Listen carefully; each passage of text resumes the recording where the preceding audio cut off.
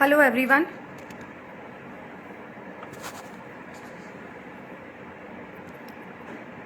I'll just see if anybody's joining.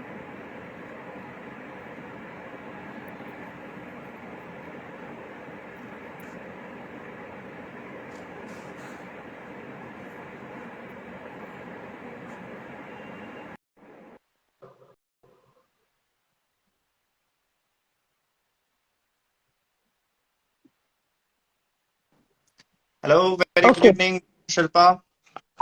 Hello, good evening, sir. Finally, with all the technical errors, you have joined. Let's see. I guess we'll wait for a few seconds No, no, to no, we'll let the people start join. because then this will be on Insta IGTV Live anyway. Okay, So we okay, don't have to wait for audience. Right. Okay, start. okay.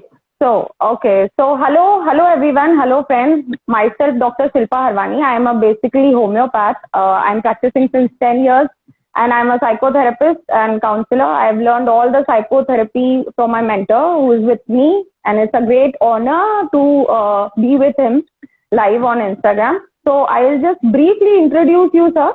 Dr. Shishir Vasaure, I know him since I've learned psychotherapy. It has been 7 years. I have a long list of qualifications what he has. But in short, I'll just tell that Dr. Shishir is an international trainer and psychotherapist, and he's a director and founder of the company Morphic Minds and also affiliated training center IAREDP USA. Shishir is dynamic trainer, of course, an international motivational speaker, and being from a small town near Nagpur, Katol, I guess, right? Yes. Yes, okay. He has lots of credit with his names, but mostly he has been to the best institutes of the world like Howard University, Boston, Albert Ellis Institute, New York, and Beck Institute from states. So this is the brief intro. अगर मैं बोलना शुरू करूंगी तो मेरा session सिर्फ sir के introduction में ही चले काम जाएगा. सो टुडेज काम पे आते हैं. Topic is parenting, sir. Parenting topic है आज हमारा बिकॉज हमने बहुत सारे ऐसे स्ट्रगल्स देखे हैं पेरेंट्स के to cope up with children and to cope up with their knowledge towards parenting. हमारा जमाना बहुत डिफरेंट हुआ करता था, पर आज के स्टेट में parenting style, technique, innovative styles जो प्रॉपर तरीके से यूज की जाए, उस पे हम सर के साथ डिस्कस करेंगे. तो मुझे काफी सारे ऐसे क्वेश्चंस आए थे. हम लोगों ने प्रमोट करना स्टार्ट किया कि सर के साथ लाइव है, तो मैं I start sir with the questions directly. हाँ जी, बिल्कुल.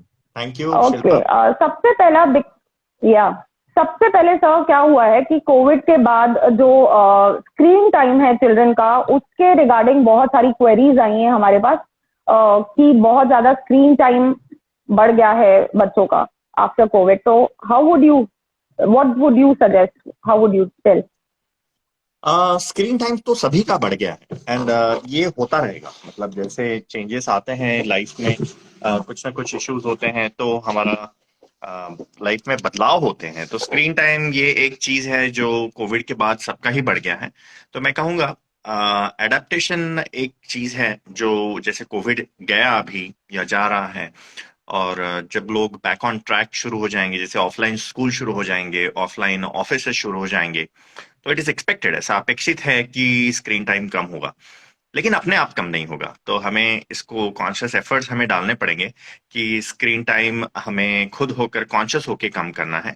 और बच्चों में जो स्क्रीन टाइम बढ़ा हुआ है, तो उसमें दो दिक्कतें हैं. एक तो कितना समय वो स्क्रीन पर रह रहे हैं, और दूसरा है क्या कंटेंट यस. वो देख रहे हैं, वो बच्चे क्या देख रहे हैं. इस पर अगर पेरेंट्स ध्यान दें तो अच्छा रहेगा. सेकंड चीज, मैं कहूंगा अगर बच्चों का स्क्रीन टाइम कम करना है तो उन्हें एक्सप्लेन करें कि स्क्रीन टाइम क्यों कम करना है. अब सब पेरेंट्स जनरली यस. ये एक्सप्लेन करते हैं कि आपकी आंखें खराब हो जाएंगी. मुझे नहीं लगता कि ये प्राइमरी कंसर्न है. जैसे बच्चे ज्यादा देर तक स्क्रीन देखते हैं तो उस उतने समय तक वो उन्हें इनर्शिया रहता है, मतलब वो मूव नहीं करते हैं. तो मूव इससे नहीं बच्चों करते. में मसल वीकनेस होती है, फैट बढ़ती जाती है. और जितना अगर आप एक जगह पर बैठे रहेंगे तो उतना आपको डिप्रेशन और एंजाइटी की रिस्क बढ़ेगी. ये एक सबसे यस. इंपॉर्टेंट साइड इफेक्ट है स्क्रीन्स का. दूसरा है, इससे हमारे ब्रेन का स्टिमुलेशन थ्रेशोल्ड बढ़ जाता है। मतलब हमें नॉर्मल सी चीजों में, जैसे पढ़ाई करनी है या फिर मम्मी पापा की हेल्प करनी है या फिर अपना खुद का बिस्तर भी बनाना है या अपनी बैग पैक करनी है, ऐसी चीजें जो हैं इसमें इंटरेस्ट नहीं आता और इससे स्टिमुलेशन नहीं मिलता। तो बच्चे स्टिमुलेटिंग चीजें ढूंढने लगते हैं, जैसे गेम्स हैं या फिर वीडियोस हैं। तो इस वजह से बाकी चीजों में इंटरेस्ट खत्म होता जाता है। इसके अलावा भी कई Yes. साइड इफेक्ट्स हैं, लेकिन मेरे मेरे हिसाब से ये दो चीजें इंपॉर्टेंट हैं जिसमें आप बच्चों को एक्सप्लेन करें कि ये इसके इफेक्ट्स होते हैं, इसलिए आपको स्क्रीन कम करना है। और स्क्रीन कम करने के लिए कुछ हिंट्स मैं देना चाहूंगा। एक तो अच्छा रोल मॉडलिंग करें। जैसे आप घर में कुछ स्पेसिफिक जगह हैं, जैसे डाइनिंग टेबल है या बेडरूम है, इन्हें रेड जोन बना ले। मतलब यहाँ पर कोई भी मोबाइल फोन्स नहीं लाएगा। एक शट ऑफ टाइम होना चाहिए। फॉर एग्जांपल रात को 9 बजे के बाद में वाईफाई घर का ऑफ हो जाएगा, या फिर सब लोग अपने मोबाइल फोन्स बंद करेंगे। इस तरह से अगर आप घर में रूल्स लाते हैं, थोड़ा सा टाइम जरूर लग सकता है, हर किसी का एग्रीमेंट मिलने में टाइम लग सकता है, लेकिन ऐसी स्ट्रेटेजीज काम करती हैं। आप बच्चों के सामने स्क्रीन्स कम से कम यूज करें, तो हम डेफिनेटली बच्चों का या खुद का भी स्क्रीन टाइम कम कर सकते हैं। रिमेंबर, हम स्क्रीन्स के बिना रहना थोड़ा सा मुश्किल है, लेकिन कम जरूर कर सकते हैं। मतलब पेरेंट्स को सबसे पहले वो इम्प्लीमेंट खुद पे करना पड़ेगा और फिर रोल मॉडल बन के चिल्ड्रन पे अप्लाई करना पड़ेगा। ये एक टेक्निक है, जरूर ये सबसे इफेक्टिव हाँ टेक्निक है। बच्चे हमारा सुनते कम है और अनुकरण ज्यादा करते हैं। जी जी जी, आई अंडरस्टैंड। ओके ओके, तो आई गेस कि लोगों ने नोट करा होगा। सेकेंड चीज जो ये है कि पेरेंट्स खुद के चाइल्डहुड से कंपेयर करते हैं अपने बच्चों का चाइल्डहुड। फॉर एग्जाम्पल, फॉर हमें अगर 80s 90s के अगर आप देखेंगे या उसके पहले के जो बॉर्न लोग हैं, उनको मार पड़ती थी, थोड़ा कुछ गलत हुआ तो बहुत ज्यादा मार पड़ती थी। और उनको लगता था कि हमको हमारे मॉम डैड ने इतना मारा है तब जाके आज हम डिसिप्लिन्ड हैं या फिर आज एक हम अच्छे इंसान हैं। ऐसे करके कंपेयर करते हैं और हाथ उठा देते हैं आजकल पेरेंट्स बहुत ज्यादा, क्योंकि वर्क लाइफ स्ट्रेस तो है ही, वर्क लाइफ में स्ट्रेस है, सब जगह स्ट्रेस है, तो वो स्ट्रेस आई गेस बच्चों पे ज्यादा निकलता है, चिल्लाना, उनपे जोर से चिल्लाना और हाथ उठा देना। और इसके वजह से जो फियर फैक्टर है वो बच्चों में बहुत ज्यादा बढ़ रहा है। तो आप ऐसे पेरेंट्स को क्या सजेशन देना चाहेंगे? मैं ये कहूंगा कि बच्चों को हम कंट्रोल नहीं कर सकते, लेकिन हम बच्चों को इन्फ्लुएंस जरूर कर सकते हैं। बच्चों को हम प्रभावित कर सकते हैं, अच्छे या बुरी तरह से प्रभावित कर सकते हैं। उन्हें हम कंट्रोल नहीं कर सकते, हमें उन पर नियंत्रण नहीं मिल सकता। ये एक चीज हर पेरेंट ने ध्यान में रखनी चाहिए। सेकंड है, एक बच्चे पर जो काम करता है वो दूसरे बच्चे पर काम नहीं करता। आपने देखा होगा कि हाँ एक हाथ टेक्निक एक बच्चे पर काम करती है तो दूसरे बच्चे पर काम नहीं करती। और वो तो इसी जनरेशन में, इसी समय में साथ में है, एक ही घर में है, फिर भी एक बच्चे की टेक्निक्स दूसरे पे काम नहीं करती। तो आप ये तो भूल ही जाइए कि 20-30 साल पहले जो टेक्निक्स आपके मम्मी पापा ने आप पे लगाई थी, वो आज आपके बच्चों पर काम करेगी। तो इस यस चीज को ध्यान में रखना बहुत जरूरी है। सेकंड, बच्चों में आज इनपुट्स बहुत बढ़ गए हैं। उस समय सिचुएशन अलग थी। उसमें बच्चों में प्राइमरी लर्निंग जो थी वो पेरेंट्स के थ्रू थी। तो हम पेरेंट्स जो है वो बच्चों को सिखाते थे या टीचर्स सिखाते थे, राइट। आज बच्चों को प्राइमरीली हम नहीं सिखाते हैं, उन्हें गूगल, इंटरनेट, स्कूली बच्चे, दूसरे बच्चे और बहुत सारी मीडिया है जो उन्हें सिखाती हैं। तो मैं कहूंगा कि अगर इन्फ्लुएंसर्स इतने ज्यादा हैं तो हमारी ये अपेक्षा करना गलत रहेगा कि मैं जो रूल्स अपने बच्चों पर लगा रहा हूं वो काम करेंगे। हाँ, मारपीट से, डांटने से, डर पैदा करने से आपको कंप्लायंस जरूर मिल सकता है। कंप्लायंस का मतलब है कि चलो यहाँ पर बैठो और पढ़ाई करो, आपने किताब खोल दी, इसे हम कंप्लायंस करेंगे कि बच्चे आपका सुन रहे हैं। लेकिन इससे कोऑपरेशन नहीं मिलेगा, इससे आपको सहयोग नहीं मिलेगा बच्चों के। और जब तक आप चिल्लाते रहेंगे तब तक वो आपको कंप्लाई करेंगे, मतलब आपके हिसाब से चलेंगे। जैसे ही आप आउट ऑफ साइट होते हैं, बच्चे बैक ऑन ट्रैक होना शुरू हो जाएंगे। इसलिए ये टेक्निक्स भले ही आपको लग रहा होगा कि काम कर रही हैं, लेकिन हमें खुद के अनुभव पर न जाते हुए हमें रिसर्च को देखना है कि क्योंकि हम बायस्ड होते हैं। फॉर एग्जाम्पल, हमारा बायस होता है कि मैंने ऐसा किया इसलिए ये बच्चा आज पास हुआ है, और अगर वो फेल होता है या उसे मार्क्स नहीं मिलते तो मैंने ऐसा करने के बावजूद भी वो फेल हो गया, मुझे और ज्यादा मारना चाहिए था, और ज्यादा पीटना चाहिए था। सो ऐसा बायस हमारा रहता है। या फिर मेरे करने की वजह से ही उसे इतने मार्क्स मिले हैं, मेरे हस्बैंड या वाइफ के बर्ताव को लेकर चलते तो हमें वो तो इतने भी मार्क्स नहीं मिलते। ये हमारा बायस जरूर रहता है बच्चों के बारे में। तो इसीलिए बायस के चक्कर में ना आते हुए रिसर्च क्या कहती है इस पर हमें ध्यान देना चाहिए। कुछ टेक्निक्स जो बच्चों में काम आती हैं, कुछ टेक्निक्स जो इफेक्टिव नहीं होती है, इन पर अगर हम ध्यान दें तो बच्चों से कोऑपरेशन हम ज्यादा जीतेंगे। हर बच्चे से ज्यादा कोऑपरेशन हम जीत सकते हैं। Okay okay, I guess again ये भी चीज पेरेंट्स ने नोट करी होगी और वो इसको फॉलो करेंगे अपने आने वाले दिनों में। नेक्स्ट जो क्वेरी आई है मेरे पास वो ये है कि सिंगल पेरेंट्स जो होते हैं, फॉर एग्जाम्पल सिंगल मदर या सिंगल फादर, वो अपने बच्चों में थोड़ा बिहेवियर प्रॉब्लम देखते हैं या इमोशनल प्रॉब्लम देखते हैं, क्योंकि बच्चा दूसरा लाइक अगर मदर मिसिंग है तो मदर फिगर ढूंढता है, या फिर फादर मिसिंग है तो फादर फिगर ढूंढता है। तो इस चीज से आप क्या सजेशन देंगे कि कैसे डील करना चाहिए? बेसिकली ये उन लोगों के लिए है जो सिंगल पेरेंट्स हैं। ये दिक्कत वाली बात तो जरूर है, सिंगल पेरेंट हो या फिर फिजिकली एब्सेंट अगर पेरेंट हैं। कई बार ऐसा होता है कि दोनों में से एक पेरेंट जो है वो बच्चों के साथ ज्यादा समय नहीं बिता पाते। यस, पेरेंटिंग ये वैसे भी ही हो सकता है। डिफिकल्ट है। हाँ, पेरेंटिंग वैसे ही डिफिकल्ट है, और एक दो बच्चों को संभालना दो पेरेंट्स का भी बस की बात नहीं है, मैं कहूंगा। तो लेकिन हम रिसर्च पर अगर जाए तो अगर पेरेंट्स जो भी हैं, जो जो पेरेंट्स पेरेंटिंग कर रहे हैं, वो अगर सही डिसिप्लिन टेक्निक्स और सही पेरेंटिंग टेक्निक्स अगर आप या पेरेंटिंग स्टाइल्स अगर सही यूज करें तो इस कमी को हम मिनिमाइज कर सकते हैं, इस कमी को कम कर सकते हैं, लेकिन इससे छुटकारा नहीं पा सकते। एक बात का ध्यान रखें, जब स्कूल में बच्चे जाते हैं तो एक ही टीचर 40 बच्चों को देखती हैं, राइट? सो फिर वो मेल हो या फीमेल हो, तो वहां पर तो सिंगल पेरेंट और 40 किड्स रहते हैं, है ना? लेकिन फिर भी वो बच्चे कोऑपरेट करते हैं टीचर्स के साथ में। यस। जिसका मतलब है अगर हम सही वातावरण अगर बच्चों को दें तो उनसे कोऑपरेशन जीता जा सकता है। तो इसके लिए मैं एक टिप मैं ये कहूंगा, KFC ध्यान रखें सारे पेरेंट्स। के मतलब काइंड रहे, F मतलब फर्म रहे, और C मतलब कंसिस्टेंट रहे। काइंड का मतलब है कि आप बच्चों को डांटेंगे फटकारेंगे तो उनसे आपको कोऑपरेशन नहीं मिलेगा। सो काइंडनेस जरूर रखें। कितना भी प्यार बच्चों को स्पॉइल नहीं करता है। हाँ, परमिसिवनेस स्पॉइल जरूर करती है, प्यार स्पॉइल नहीं करता। तो आप बच्चों को भरपूर प्यार दें, काइंड रहे, फर्म रहे। फर्म रहे मतलब जैसे हम कठोर अगर बन जाते हैं, जैसे पत्थर की तरह कठोर होते हैं, नहीं ऐसा ही चलेगा, वैसा ही चलेगा, ऐसा नहीं चलेगा, तो थोड़ी सी दिक्कत हो जाएगी। बहुत ही परमिसिव रहते हैं, जैसे डोसे का बैटर रहता है ना, डोसे का आटा, उसमें अगर चम्मच डाल दे तो गिर जाएगा, अंदर चला जाएगा। तो बहुत ही पतला इस तरह से भी ना रहे, बहुत ही नरमी से भी ना आए। हम कहेंगे पराठे का आटा कैसा रहता है, सख्त भी रहता है, नरम भी रहता है। उस तरह से अगर पेरेंट्स रहे। फर्म का मतलब है कि बहुत कठोर भी नहीं और बहुत ही परमिसिव भी नहीं, फर्म रहे। और थर्ड है कंसिस्टेंट, मतलब आज मेरा मूड ये है इसलिए चलो आप आज 1 घंटा आप खेल लो। आज मेरा मूड खराब है इसलिए आप बिल्कुल भी आज के बाद ये काम नहीं करोगे। तो मूड के हिसाब से अपने रूल्स ना चेंज करें, कंसिस्टेंट रहे। जिसको हम आप खुद अपने रूल्स से कंसिस्टेंट रहे, आपके पार्टनर जो हैं, आपके हस्बैंड या वाइफ हैं, वो भी आपके साथ कंसिस्टेंट रहे तो अच्छा रहेगा।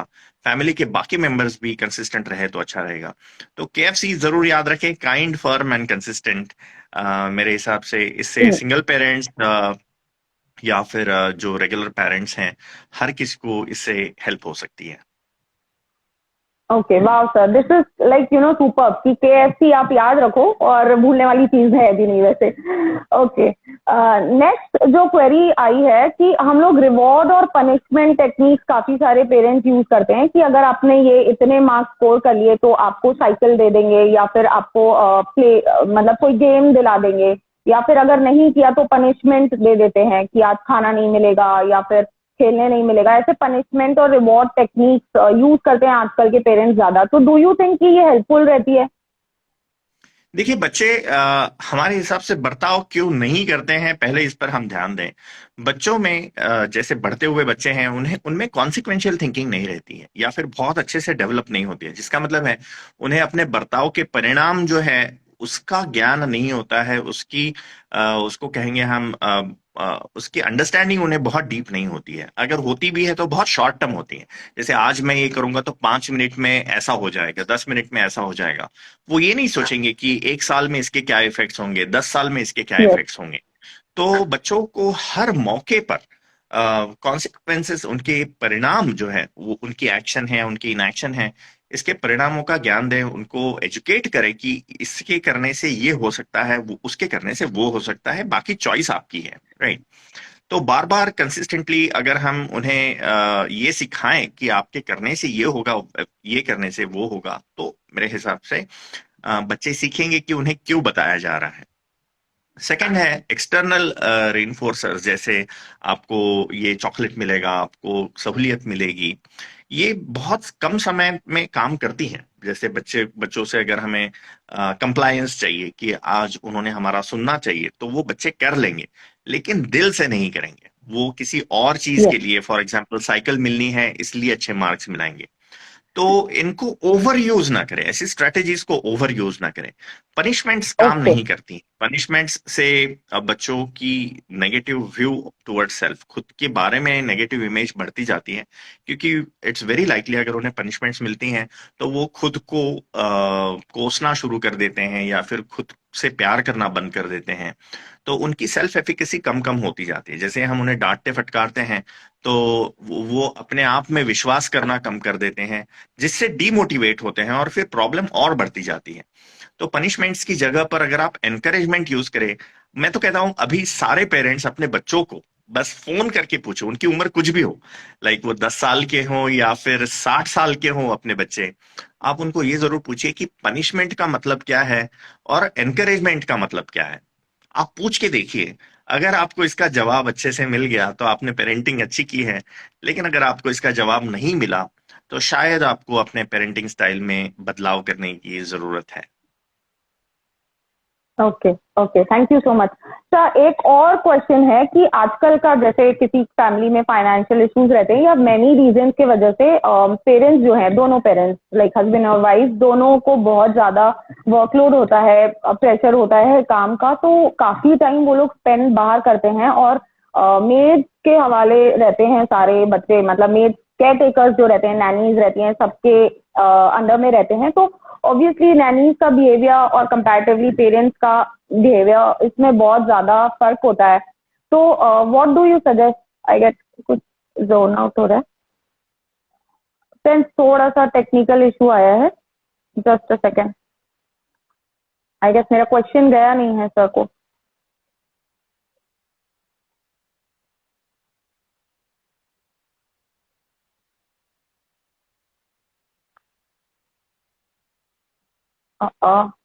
I'll join him again. Just a second, friends. Sorry to keep you waiting. थोड़ा टेक्निकल एरर है।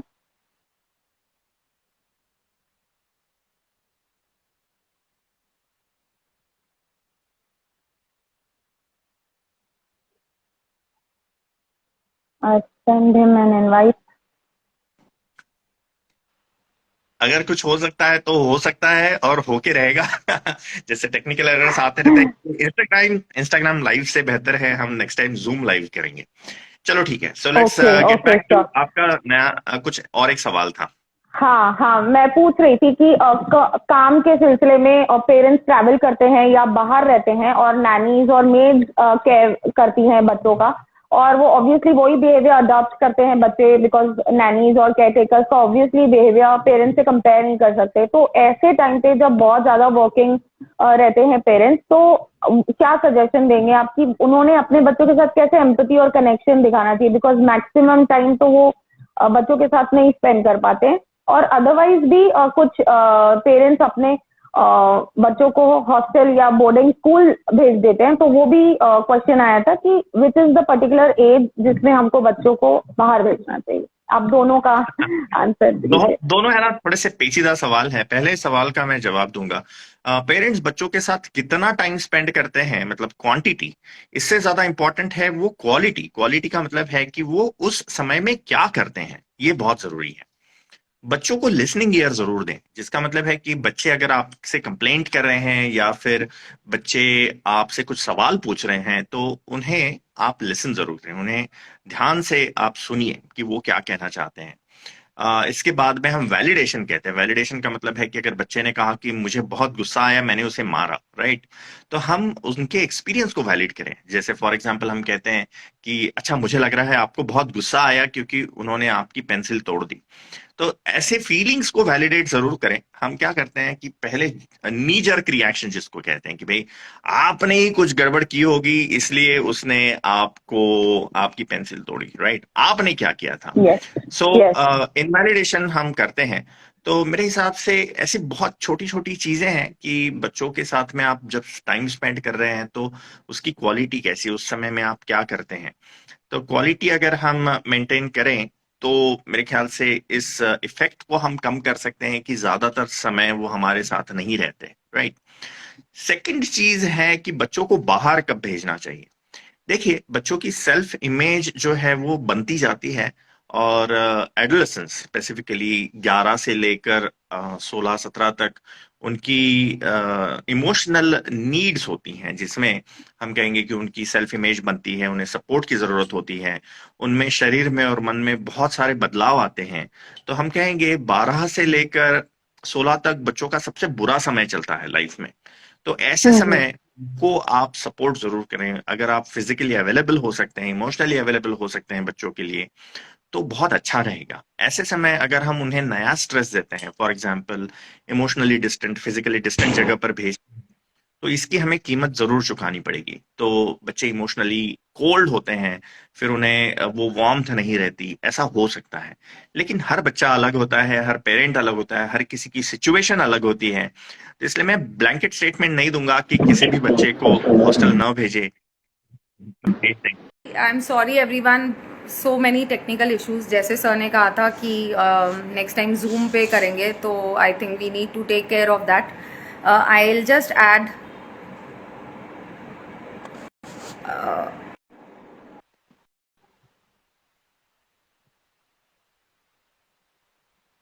I've just added sir, and let's see. So sorry for the technical issue.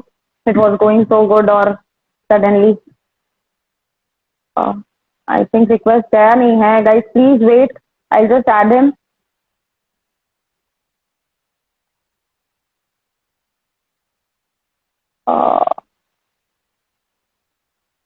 Accept.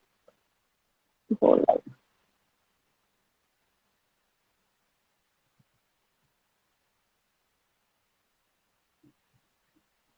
I don't know क्या problem है.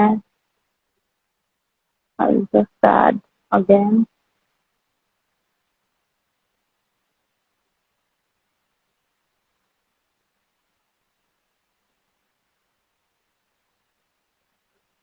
Invite again.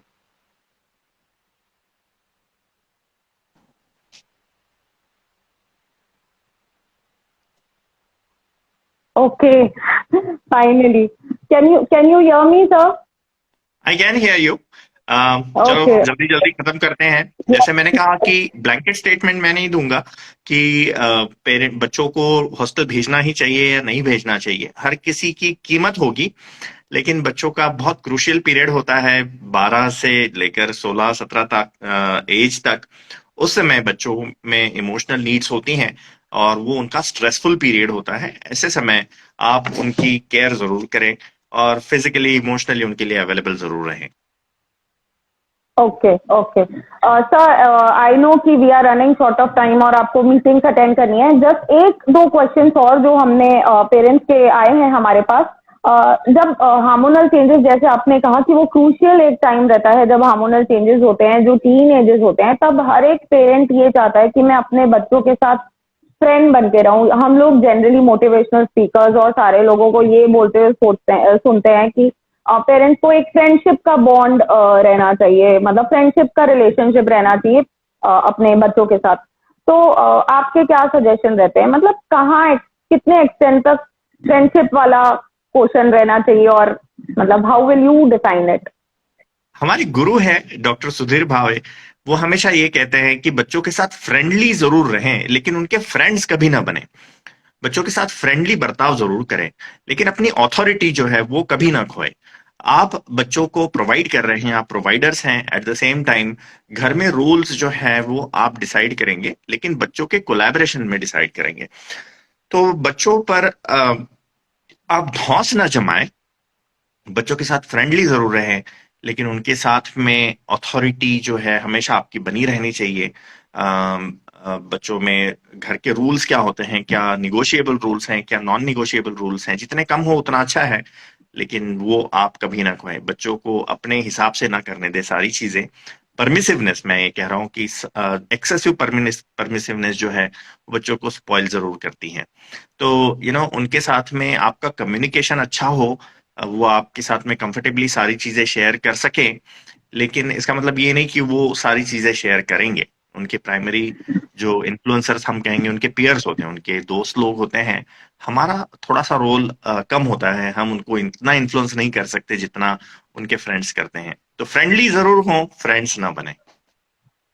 Okay okay sir, एक last question और कि जो हमारे पास आया है वो ये है कि पेरेंट्स अपने बच्चों के लिए सब कुछ परफेक्ट परफेक्ट चाहते हैं। जैसे मैंने आपको पहले भी पूछा कि जब हम अपनी पिटाई से बच्चों को, मतलब पेरेंट्स सीखते हैं कि हमने मार खाई थी, तो एक दूसरा भी होता है कि ये मेरे ड्रीम्स मेरे पेरेंट्स ने पूरे नहीं किए, अब जो मेरे ड्रीम्स हैं वो बच्चे पूरे करेंगे।